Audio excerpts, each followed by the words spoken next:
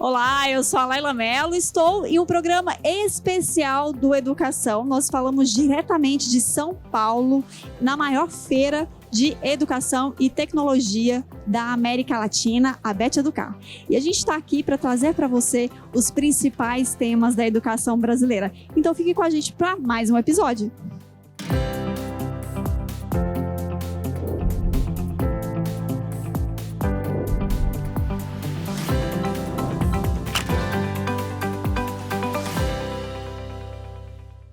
E neste nosso encontro, eu te convido a pensar o uso dos dados para educação, para alavancar a educação. E para falar comigo deste assunto, eu recebo mais uma vez a querida Kelly Bittencourt, que é a nossa diretora educacional da DEMA Educa. E vamos bater mais um papo, Kelly, aqui? Vamos, obrigada pelo convite de novo, Laila. E eu também aqui para compor essa mesa, eu converso com o secretário municipal de educação de Florianópolis, Thiago Peixoto. Muito prazer em tê-lo aqui. Prazer é todo meu, Laila. Vai ser uma ótima conversa, tenho certeza disso.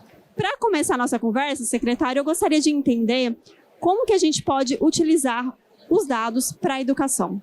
Como é que a gente pode pensar nesses dados de uma forma para alavancar a aprendizagem?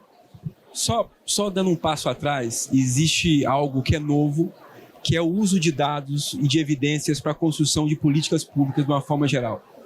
Eu entendo que a gente avançou muito para usar dados, para desenhar a política pública, claro, para fazer as avaliações, e aí tem um grande desafio de como é que você usa para implementar a política pública. E aí você pode abrir um capítulo especial em educação, que é um espaço que você tem muitos dados, mas eles não são utilizados de uma forma, no meu ponto de vista, muito efetiva como poderiam ser. Então, os dados estão disponíveis, mas falta essa cultura de olhar tanto para dados como isso leva para resultados. Então, a gente pode pensar que houve uma construção histórica, Kelly, para a gente poder utilizar esses dados que o Thiago está falando para a educação. E aí, o que esses dados, de fato, têm demonstrado para essa educação brasileira? E como que, nesse sentido, se eles têm demonstrado, como que a gente poderia utilizá-los? Laila, quando a gente fala em educação, a gente está falando de um universo que já faz uso de pesquisas científicas, que já faz um esforço de tomar decisões, criar metodologias e estratégias em cima de muita pesquisa, em cima de muita dedicação, em cima de muito teste, né, para validar aquilo que vai se adequar às rotinas das redes, das escolas da melhor maneira. No entanto, a gente tem uma ênfase na cultura de dados quando a gente avança tecnologicamente, né? E também quando a gente avança com as avaliações. Então, o IDEB, por exemplo, ele é muito efetivo em mostrar desigualdades educacionais, avaliar efetivamente se essas políticas públicas, se essas decisões que estão sendo tomadas, elas estão fazendo sentido, elas estão de fato gerando resultados. Mas isso a gente está falando no nível macro, né? Como é que isso chega na rotina da escola? Porque quando a gente fala de dados educacionais, a gente tem que pensar também que são diferentes dados. Então, eu posso usar dados educacionais para monitorar a frequência e, a partir daí, por exemplo, acender alertas sobre evasão, sobre abandono escolar. Eu posso falar de dados pedagógicos, de fato, porque eu vou falar de desempenho, eu vou falar de participação, eu vou enxergar lacunas. Então, são diferentes dados que a gente precisa colocar diante dos problemas certos. E aí sim eles passam a iluminar uma tomada de decisão. Mas tudo isso também precisa ser associado a um monte de outras estratégias, desde o entendimento desses dados até os recursos, né, que vão favorecer uma aplicação mais acertada desses dados na prática pedagógica, na rotina da escola, na rotina da rede. Então, são vários usos, né, Kelly? E como lá em Florianópolis, secretário, quais são os dados que o senhor tem lá à sua disposição e como é que eles estão sendo utilizados pensando nessa potencialização da aprendizagem e de olhar esses dados como uma certa forma, como uma bússola, né? Olha, lá nós temos um grande desafio, porque a rede passa a impressão de ser uma rede de alto desempenho. Por quê? Porque é uma rede com muito boa infraestrutura. Mas quando você vai olhar os dados, você vê de forma muito clara que essa boa infraestrutura não se remete para bons resultados educacionais. Então, você ter esse olhar para a rede primeiro como um todo, depois para cada escola, depois para cada sala de aula, e chegando em cada estudante é muito importante. E hoje os dados hoje, por exemplo, que a Kelly citou, do SAEB, ele já te dá essa escada até o nível de turmas. A gente não consegue ainda usá-los para chegar em cada estudante, que aí você tem que usar outros recursos para isso. Agora, então, hoje você consegue ver se a escola está indo bem, se aquela turma está indo bem, mas você não tem um microdado ainda por estudante para você ter essa intervenção pedagógica. Então, eu entendo que esse é um próximo passo. No ponto de vista de política pública, é um próximo passo, mas nós já temos tecnologia para isso, sistemas para isso, que permitem você entender como cada estudante vai, para você traçar a trilha dele de formação, para de fato ele estar aprendendo. Então, é você utilizar dados para aquilo que é central, né, que é, de fato, gerar aprendizagem. Então, acho que esse é o caminho, vamos dizer assim, de você olhar para a rede, para a escola, para as salas de aula, mas chegar também em cada estudante de cada escola, de cada rede. Secretário, o senhor tocou num ponto muito importante e polêmico para a educação, que é a questão do financiamento. Quando a gente pensa em educação, a gente automaticamente associa que o financiamento, quanto mais dinheiro se investe numa escola, quanto mais dinheiro se aplica em um aluno, melhor seria a qualidade dessa educação. Mais potencializado estaria esse aprendizado. Mas você está me dizendo que nem sempre. O que isso significa e como que a gente pode pensar em trabalhar isso, então? Se nem sempre a questão é dinheiro, como trabalhar isso? Deixa eu dar acho que é um fato muito concreto que mostra isso. E eu vou citar Florianópolis. Nós somos o município que, per capita, entre as capitais do Brasil, mais investe em educação. Então, nós somos campeões em investimento em educação. Quando você vai olhar como é o desempenho de Florianópolis, nos anos finais nós somos o 15º e nos anos iniciais o 10º. Vamos agora olhar para outro lugar. A gente vai lá para Teresina, que é a capital hoje, nos anos finais, referência em educação. É quem tem a melhor nota do IDEB. Tá? Eles têm a melhor nota. E como é que é o nível de gasto, de investimento deles em educação? Eles são o 16º em investimento. Então, Florianópolis é a primeira em investimento e a 15ª em qualidade, e Teresina é a 16ª em investimento e primeira em qualidade. O que isso quer dizer? Você tem que ter um olhar muito forte para a qualidade desse gasto. Né? Dá um outro exemplo, e eu vou citar Goiânia aqui. Nos anos iniciais, Goiânia é a referência. Florianópolis é a 10ª capital. Quando você vai ver o gasto, o caso de Goiânia, eles são o 8º em gastos e o primeiro em qualidade, e Florianópolis é o 10º, né? É o 10º em qualidade e primeiro em investimento. Então, mais um exemplo que essa relação muitas vezes não está correta, dada esse ponto. Mais do que você gastar, é como você gasta. E aí, eu acho que uma forma de você fazer um bom gasto é você investir, por exemplo, em tecnologia, até para você saber utilizar dados para avançar em aprendizagem. Então, a gente tem esse mito muito forte, a gente tem que investir mais. Claro que mais recurso seria positivo, sim, mas tão importante quanto mais recurso é como você gasta esse recurso. E esse é um grande desafio que nós temos, eu acho que no setor público em todo o país, e especificamente em educação. E a gente poderia pensar, além de como gastar esse dinheiro, no envolvimento da comunidade escolar. É preciso atrair também essa comunidade para que essa qualidade da educação potencialize? Eu acho que sim, mas tem um passo ainda antes. Como que eu uso gasto para ter um investimento melhor? Então, como que eu uso dados para ter um melhor investimento? Então, eu posso acompanhar por dados o desempenho de cada estudante meu e saber que eu tenho que investir nesse tipo de tecnologia, nesse tipo de aprendizagem, nessa metodologia específica para ele avançar, para ela avançar. Né? Então, o dado ele é muito rico para você poder fazer investimentos de mais qualidade. E, claro, se você mobiliza a sociedade e a comunidade por esse rumo, também é muito importante. Aí tem um ponto que você tocou, os pais dos nossos estudantes, quando eles olham para as escolas, eles ficam com um olhar muito forte para a aprendizagem, ou melhor, para a infraestrutura. Eu queria ver toda essa energia que a gente tem para a infraestrutura com um olhar para a aprendizagem. Tá? Pensa se cada reclamação que a gente tem de algum problema de infraestrutura fosse revertido em vamos discutir aprendizagem, como é que o bom investimento em aprendizagem gera bons resultados para o futuro dessas crianças. E aí, como é que a gente pode pensar nesse engajamento da comunidade, Kelly? Laila, eu acredito que é divulgando, né, aquilo que seriam boas práticas e a qualidade dos resultados que nós alcançaríamos se todo esse engajamento de fato acontecesse, né? Então eu preciso que o professor entenda o potencial do uso dos dados para ele lidar com mais qualidade para a turma dele, com a turma dele. Eu preciso que a gestão escolar, né, também compreenda o papel da formação desse professor na utilização desses dados, no entendimento das avaliações, no entendimento dos recursos pedagógicos que estão à disposição.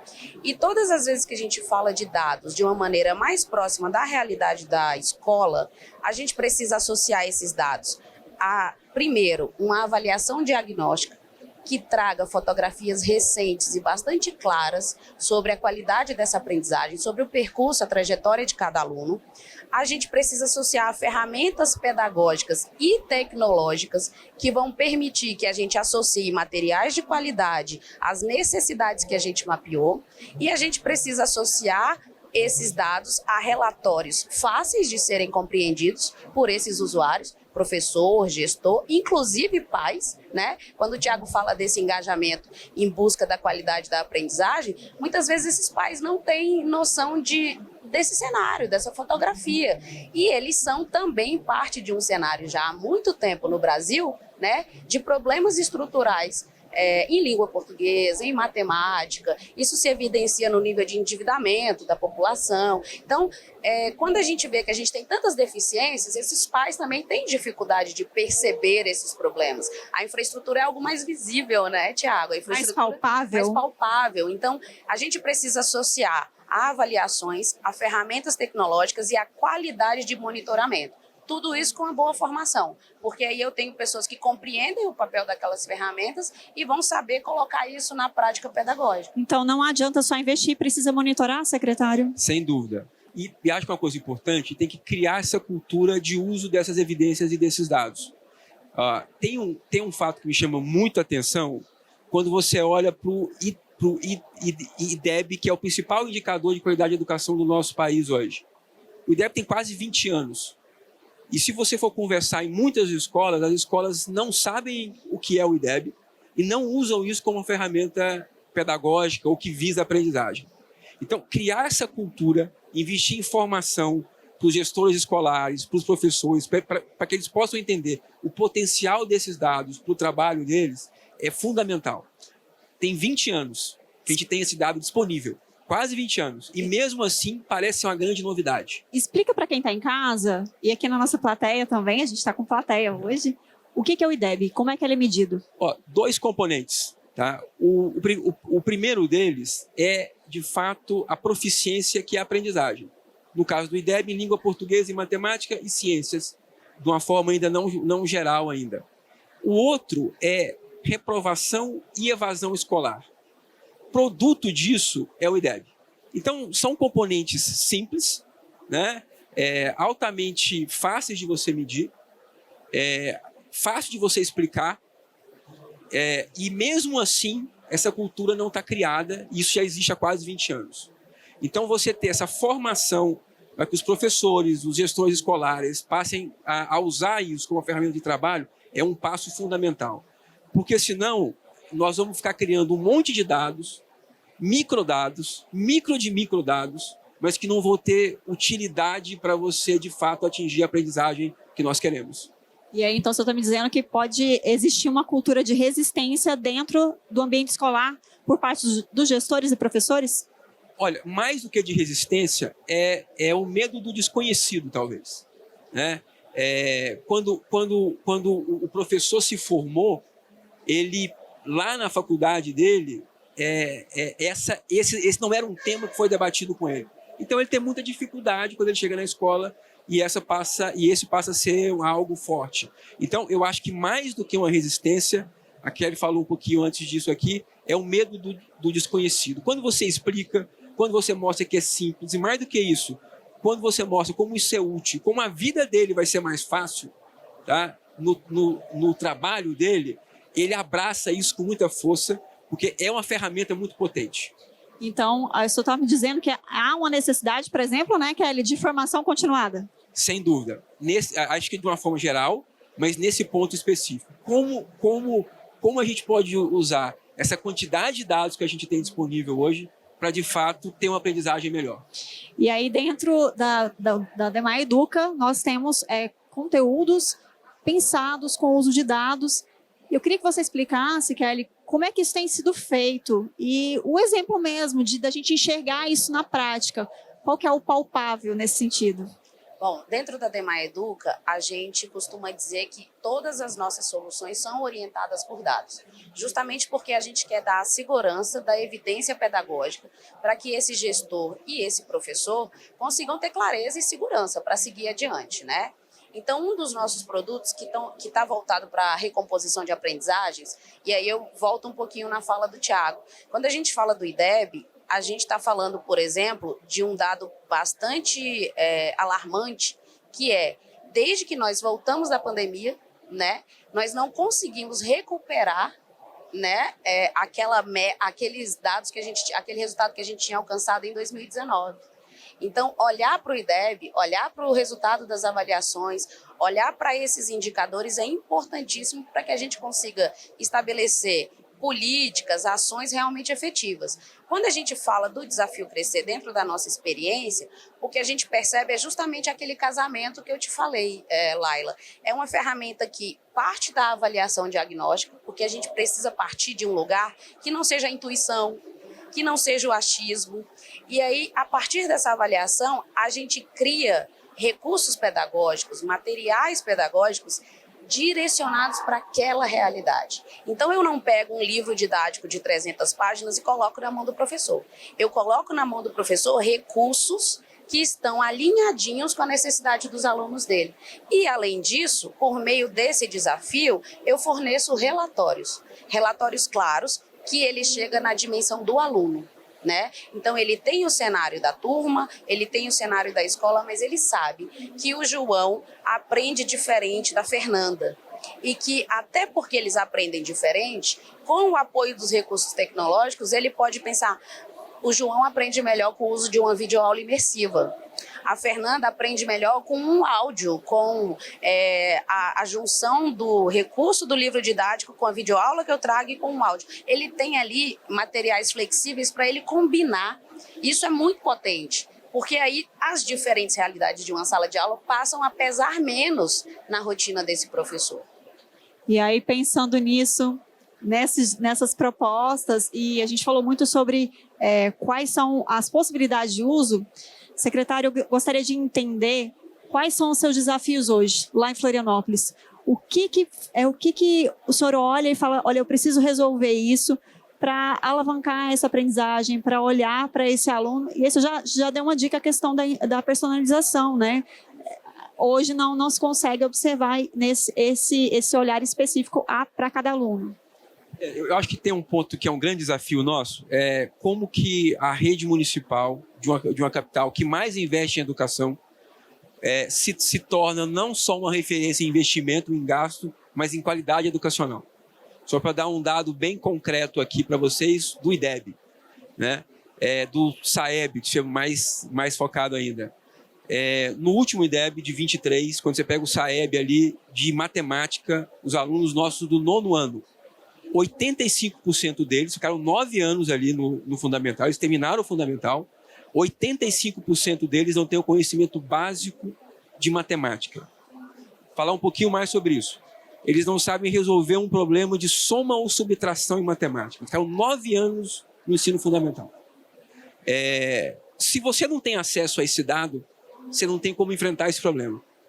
Porque quando você vai para a escola, aparentemente está tudo bem. Tem ar-condicionado em todas as salas, tem infraestrutura, está tudo bem. Só que o centro,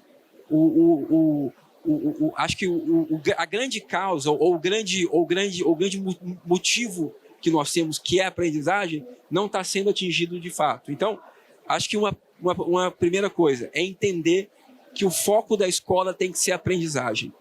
Por mais que isso seja óbvio, eu vou repetir, porque isso é uma luta que o Brasil todo tem.